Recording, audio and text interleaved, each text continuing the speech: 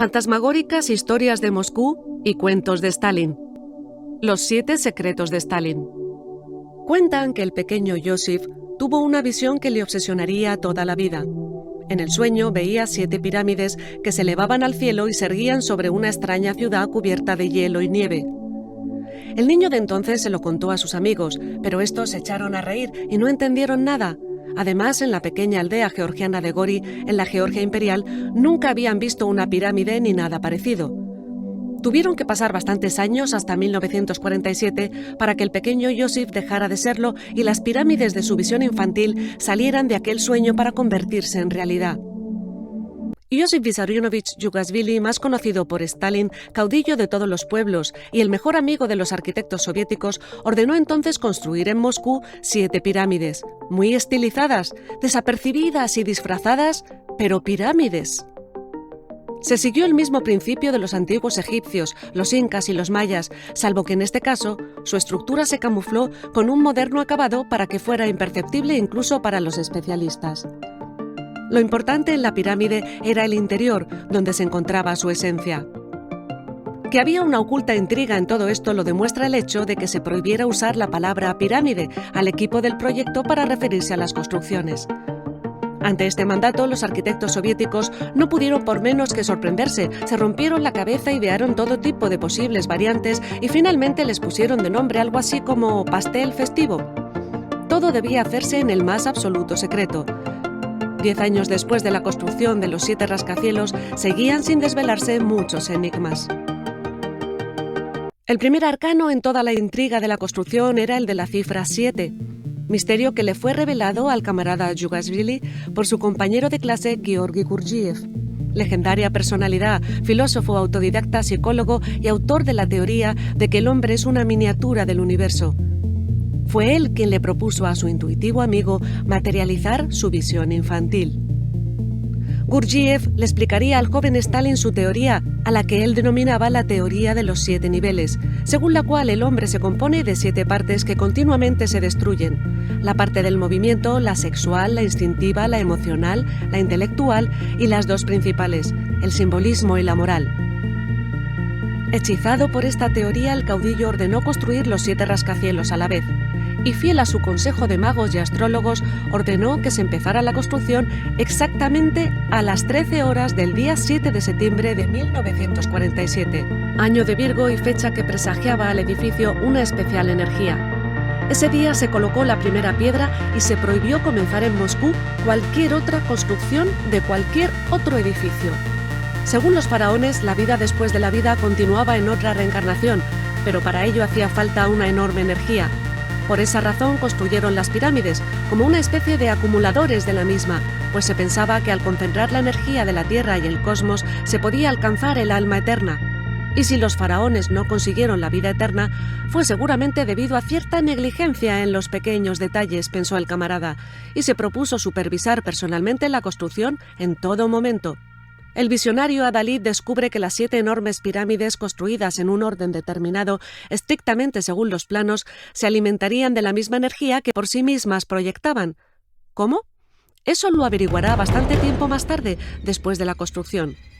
Pero no contento con 7, estaba convencido de que era necesaria una 8ª pirámide, en la cual, después de su muerte física, debería yacer él, el guía, y así cumplir su sueño de vida eterna. El lugar de la construcción de los 7 edificios lo determinó personalmente Stalin, pero no reveló a nadie quién le dijo dónde tenían que ubicarse los 7 edificios. Su disposición resultaba tal que los 7 monumentos encerrados junto con el 8º formarían algo parecido a un campo electromagnético y debían modificar el entorno a su alrededor. Iosif Vissarionovich consultó a los astrólogos, que le explicaron que cada rascacielos está relacionado con un planeta y responden a un determinado tipo de energía. Es decir, las 2 teorías, la de los 7 niveles del ser humano y la de los 7 planetas, coincidían, y Stalin se regocijaba con esta idea. Además, los edificios se construyeron sobre fallas, por lo que poseen una fuerza energética sensacional que, al no cerrarse porque no se construyó la 8ª pirámide, buscarán siempre una salida para expulsar la energía. Por esa razón, alrededor y en el interior de los rascacielos siempre sucederán extraños sucesos. Dicen que la mayor actividad energética se concentra quizá en la residencia del edificio de la Universidad Lomonosov de Moscú. en las torres laterales del rascacielos. Precisamente aquí, más a menudo que en otros lugares, se habla de apariciones extraterrenales, incluso aulas fantasma, objetos volantes y extraños olores. Al principio se consideraba caótica la disposición de los edificios. Otros pensaban que formaban un pentagrama, pero en realidad, al trazar una línea recta desde todos los edificios en un mapa, se ve que forman un signo que simboliza lo que los egipcios llamaban la estrella Anubis. Fielmente a estas afirmaciones, la construcción se debía seguir con absoluta escrupulosidad. Cada piedra tenía que ajustarse estrictamente a los planos. Nada debía moverse ni un solo centímetro. No debía ocurrir el más mínimo error en los cálculos. De lo contrario, las líneas no se dirigirían al punto destinado al futuro Palacio de los Soviets, el templo del comunismo. Y como el que devora el corazón del enemigo en su beneficio, se incluyó en la construcción de los rascacielos una parte del templo del adversario, en este caso, los restos de la Cancillería del Tercer Reich. Al arquitecto principal le parecía extraño, no entendía por qué no traían las piedras de los Urales, que era más fácil y estaba más cerca. Pero nadie sentía un vehemente deseo de objetarle nada al caudillo, a quien le preocupaba sobre todo la cuestión de las proporciones. Su aspecto exterior le importaba poco. Sin embargo, ocurrió algo inesperado. En el proceso de trabajo, los arquitectos decidieron darle otro aire a la fisonomía del edificio del Ministerio de Asuntos Exteriores y construirlo sin la aguja que los coronaba, siguiendo las corrientes de la moda. Craso error. ¿Cuál no sería la sorpresa del constructor del comunismo que al verlo montó en cólera y gritó «¡Que lo terminen!». ¡Ay! Sin la aguja no era una pirámide, y si no había pirámide, no había triángulo mágico, y sin esa grandiosa concepción, perdía todo el sentido. Los arquitectos estalinistas perplejos se llevaron las manos a la cabeza y se la rompieron una y otra vez, pero en cuestión de un mes ya estaba solucionado el problema. Construyeron una aguja de acero que literalmente pegaron al techo del edificio y tanto la pegaron que hasta el día de hoy se sostiene y de vez en cuando se pinta. Aunque es muy posible que a causa de esta imperfección, toda aquella quimérica idea del romántico dictador empezara a desmoronarse. La construcción de la potencial octava pirámide, donde hoy en día se encuentra el reconstruido templo de Cristo Salvador, era algo que a Stalin, a la vez que le atraía, le asustaba, pues todos los intentos de construcción en ese lugar habían fracasado. Era un lugar maldito. Ahí el ciclópeo Palacio de los Soviets quedaría coronado por una modesta estatua de Lenin de 100 metros y 60 toneladas. A finales de los años 30 empezó la construcción que quedó interrumpida por la Gran Guerra Patria. Parecía que la maldición se había cumplido.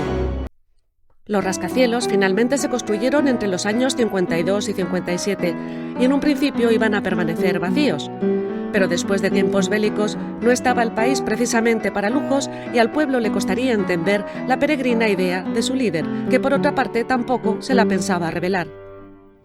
Pero el camarada Stalin, para quedar bien, entre otras cosas, declaró que en todos los rascacielos viviría y trabajaría gente. El pueblo quedó entusiasmado y Stalin satisfecho, o como dice un dicho ruso, los lobos llenos y las ovejas enteras. Cada uno de los edificios que correspondían a un tipo de energía permanecerían en forma de batería eterna. Las personas que los ocuparían comenzarían a alimentarse de su energía y de esta se alimentaría Josip Vissarionovich. Por esa misma única y codiciosa razón permitió que se habitaran. Pero eso sí, solo por personas con una energía especial, artistas, compositores, pintores, etc. Una vez más, resultaba todo bastante paradójico con respecto a los dictados del comunismo. Los astrólogos advirtieron de que cualquier energía debía tener salida, de lo contrario, las pirámides podrían empezar a autodestruirse. De hecho, los parapsicólogos afirman que en su interior crece el número de fantasmas o de personas batería que siguen proyectando energía. Simplemente no tienen dónde meterse y permanecerán ahí eternamente. Según estudios especiales, las 7 pirámides funcionan como un organismo vivo, incluso con un ciclo de vida exactamente de 29 años, es decir, que cada 29 años en estos edificios pueden aparecer serios cambios. Y en el año 2007 hubo de hecho un desprendimiento en una de las torres del Hotel Ucrania.